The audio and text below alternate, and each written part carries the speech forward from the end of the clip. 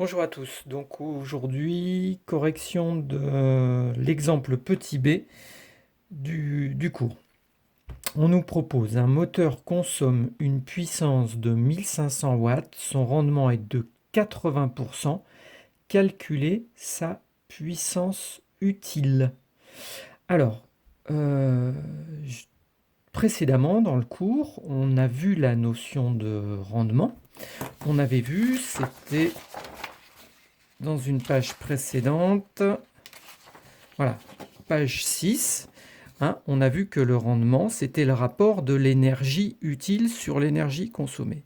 Mais ici, le problème, c'est qu'on n'a pas de l'énergie consommée, on a de la puissance consommée. Alors, comment est-ce qu'on va faire? Donc, le moteur, c'est un convertisseur d'énergie. Il reçoit de l'énergie consommée, alors ça peut être de l'énergie chimique ou de l'énergie électrique, peu importe. Il fournit de l'énergie utile, de l'énergie mécanique, et il y a à chaque fois de l'énergie perdue, de l'énergie thermique. Mais par ailleurs, on a vu, toujours précédemment, que la puissance, c'est dans le paragraphe 5, hein, que la puissance, c'est de l'énergie sur du temps. Donc si ici, on travaille pour une même durée, on va pouvoir remplacer la notion d'énergie par la notion de puissance, hein, si on travaille pour une seconde. Donc là, on pourra dire qu'il reçoit de la puissance consommée, il fournit de la puissance utile et il perd là aussi de l'énergie avec une certaine puissance. La puissance consommée, elle est ici de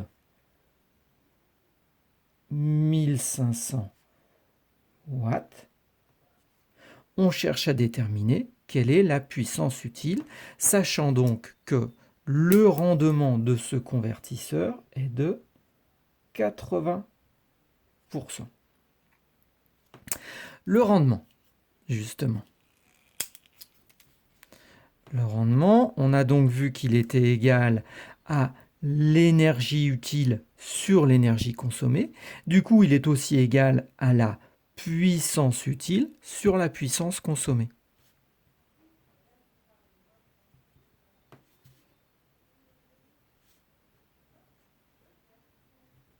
Voilà, donc cette deuxième formule concernant le rendement va nous être très utile.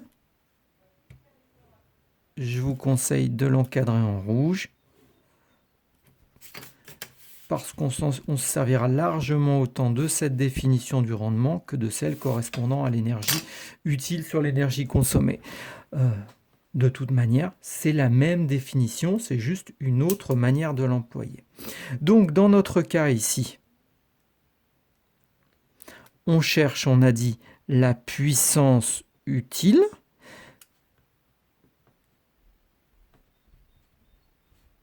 Si on veut déterminer la puissance utile, on fait passer la puissance consommée de l'autre côté de l'égalité. Comme elle était au dénominateur, on multiplie de chaque côté par puissance consommée et ça nous donne donc rendement fois puissance consommée.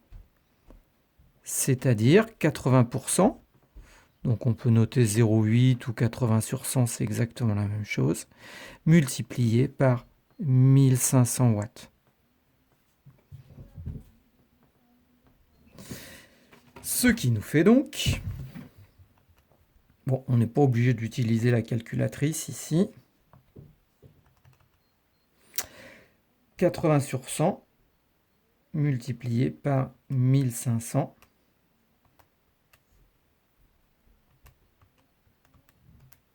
Ça nous fait donc 1200 watts. Si vous êtes en notation scientifique, 1,2 fois 10 puissance 3 watts.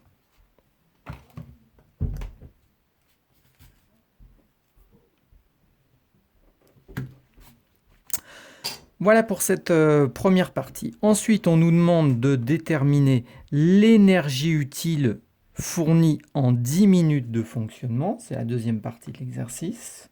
Bon, je vais déborder un petit peu, hein, je ne vous ai pas laissé assez de place une fois de plus. Donc, on va reprendre la définition de la puissance.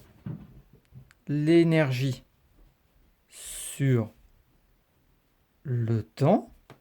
Ici, on nous demande de déterminer l'énergie fournie en 10 minutes. Donc, la grandeur recherchée est celle-ci. Delta E. Donc, delta T, on le fait passer de l'autre côté. Ici, il est au dénominateur, il passe de l'autre côté au numérateur. Et ça nous donne delta E égale P fois delta T. Au passage, j'ai oublié de remplir ici. On avait trouvé pour la puissance utile 1200 watts.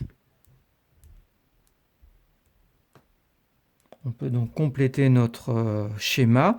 Et puis, on pourrait même noter au passage, hein, en utilisant le principe de conservation de l'énergie, énergie consommée égale énergie utile plus énergie perdue. Et bien là, de la même manière, puissance consommée égale puissance utile plus puissance perdue. Donc 1500, 1200, vous avez compris, pour la puissance perdue, il nous reste 300 watts. Voilà, bon, excusez-moi pour cet aparté. Donc là, puisque ce que l'on cherche, c'est l'énergie utile, la puissance qu'il faut choisir, c'est donc la puissance utile, c'est-à-dire 1200 watts. La durée, 10 minutes, les unités du système international secondes, donc 10 fois 60. Et cela nous donne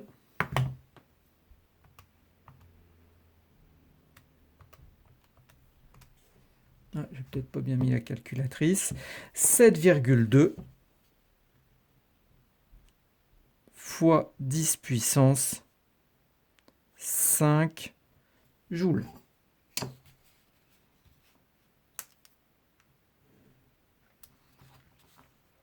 Voilà donc pour cet exemple.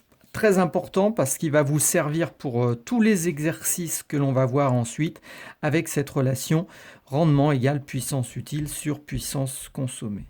Voilà, je vous ai ajouté ensuite pour bien maîtriser, puisqu'on est dans la partie sur les puissances, quelques exemples de puissance. La puissance d'une montre, environ 1 milliwatt, 0,001 watts. La puissance développée par la puissance musculaire que peut développer un homme, entre 50 et 200 watts, hein, c'est un ordre de grandeur. Hein. Si on prend un cycliste sur piste, il va pouvoir faire plutôt des pointes à 2000 voire 3000 watts. Par contre, s'il est en train de dormir, on va être nettement en dessous. Pour un moteur automobile, entre 10 et 200 kW pour la puissance maxi. Pour le générateur d'une centrale électrique, 1 gigawatt, c'est-à-dire 1 milliard de watts. Voilà quelques ordres de grandeur. Ils ne sont bien entendu pas à connaître, c'est juste pour un petit peu mieux intégrer cette notion de puissance. Une petite remarque. Pour indiquer la puissance de certains systèmes, comme justement le moteur automobile dont on parlait tout à l'heure, on utilise encore une ancienne unité d'énergie qui était apparue au début du XXe siècle, voire fin du XIXe.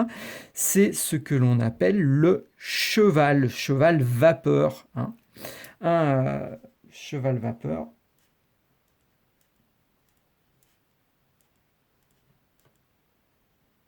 Que l'on note CH avec un C minuscule et un H majuscule.